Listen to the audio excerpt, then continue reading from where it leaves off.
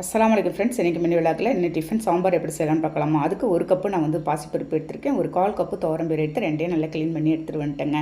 அதிலே ஒரு கைப்பிடி அளவுக்கு சின்ன வெங்காயம், ஒரு கேரட்டு, 10 பூண்டு பல், ஒரு 2 தக்காளி, பழமான தக்காளியை நறுக்கி சேர்த்துடலாம். அதிலே ஒரு 4 கத்திரிக்காய் எடுத்து வச்சுருக்காங்க. பிஞ்சான கத்திரிக்காய் 10 சேர்த்து எடுத்துக்கலாங்க. எல்லாத்தையும் நறுக்கி போட்டுட்டு ஒரு ஸ்பூன் நான் வந்து மஞ்சத்தூள், ஒரு ஸ்பூன் தனி மிளகாத்தூள், ஒரு பச்சை மிளகாய் கிள்ளி போட்டிருக்கேன். போட்டுட்டு தேவையான அளவு தண்ணி ஊற்றி நம்ம வந்து ஒரு 2 விசில் இல்லாட்டி 3 விசில் விட்டு எடுத்துக்கலாங்க.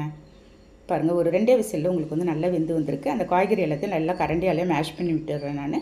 தேவையான அளவுக்கு தண்ணி ஊற்றிடலாம். இதுலேயே மல்லி கருவேப்பிலையே கொஞ்சமாக போட்டிருக்கேன், உப்பு கொஞ்சமாக போட்டிருக்கேங்க.